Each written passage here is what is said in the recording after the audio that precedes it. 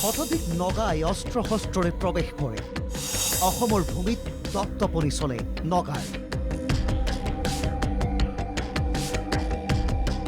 চৰকাৰে সীমান্তবাসীক দিব পৰা নাই নিৰাপত্তা কোনো নতুন কথা নহয় অসমৰ কেউখন ৰাজ্যৰ সীমামূৰীয়া অঞ্চলত আজিকো প্ৰতি অসমীয়াই পোৱা নাই নিৰাপত্তা বৈঠক বহে মন্ত্ৰী যায় আলোচনা চলে আহে আশ্বাস কিন্তু মূৰকত সকলো গাই বাই খোলাকতিৰ তাল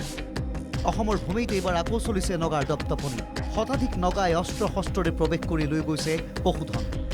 অসম নাগালেণ্ড সীমান্তৱৰ্তী এলেকা কাৰ্বি আংলং জিলাৰ ধনচিৰি দীঘাংচি অঞ্চলত সঘনে নগাই ভূমি দখল কৰি আহিছে নিশাটোৰ ভিতৰতে সীমান্তত শতাধিক অস্থায়ী ঘৰ নিৰ্মাণ কৰি লয় নগা দুৰ্বৃত্তই বিভিন্ন অত্যাধুনিক অস্ত্ৰ শস্ত্ৰৰে সজ্জিত এনে নগা দুৰ্বৃত্তক বাধা দিবলৈ নাই অসমৰ পৰ্যাপ্ত নিৰাপত্তাৰক্ষী সীমান্তৱৰ্তী গাঁওসমূহত নগাসকলে প্ৰায় গৰু ছাগলী কুকুৰ হাঁহ কুকুৰা দাবী ধমকি দি লৈ যোৱাৰ অভিযোগ গাঁওবুঢ়াৰ হয় কথাটো এইটো সঁচা আছে নগায়ে আমাৰ এই দীঘাংচিত যিটো ৰেগুনেছ এৰিয়াৰ মাটি আমাৰ জুৰিবৰ মাটি হয় জুৰিবৰ মাটিটো আমাৰ এই নগাই আহি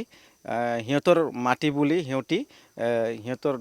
আহি দখল কৰিব বিচাৰে তেতিয়া আমিতো গাঁৱৰ নিৰাপত্তা দুখীয়া তো আমালোকতে কি কৰিব পাৰিব আমালোকতো একটা নিৰাপত্তাৰ কাৰণে আমাক চৰকাৰ সহায় লাগে চৰকাৰে আমাক দেখাব লাগে যে আমাৰ অসমৰ সীমাটো ক'ত আছে আমিতো আজিলৈকেতো এইটো সীমাটো নাজানে আজিলৈকেতো এইটো কাৰণে সিহঁতি নগাটো খুচি খুচি আহি আমাৰ মাটিটো দখল কৰিব আহে ছাগলী কেতিয়াবা লৈ যায় কুকুৰ কেতিয়াবা লৈ যায় গৰুও লৈ যায় কেতিয়াবা আমালোকে বিচাৰিব লগা হৈ যায় নগাই উঠাই লৈ যায় জবৰদস্ত কৰে সিহঁতি আহি মানে এনেকাই ধমকা ধমকি কৰে মাৰি দিব পিটি দিব তহঁতক ধৰি লৈ যাম তেনেকুৱা কয় আৰু সীমান্তবাসী এইসমূহ অভিযোগ প্ৰশাসনক স্মাৰক পত্ৰৰ জৰিয়তে অৱগত কৰি আহিছে যদিও সুদীৰ্ঘ বছৰ ধৰি স্থায়ী সমাধান লাভ কৰা নাই কোনো আলোচনা কৰিছে সংশ্লিষ্ট কৰ্তৃপক্ষৰে কৰিছে অনুৰোধ নাই কোনো ব্যৱস্থা নাই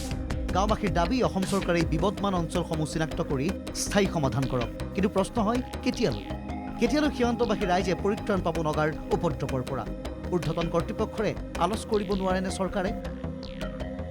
ডিফুৰ পৰা আছাবুৰ ৰহমানৰ ৰিপোৰ্ট NKTV+।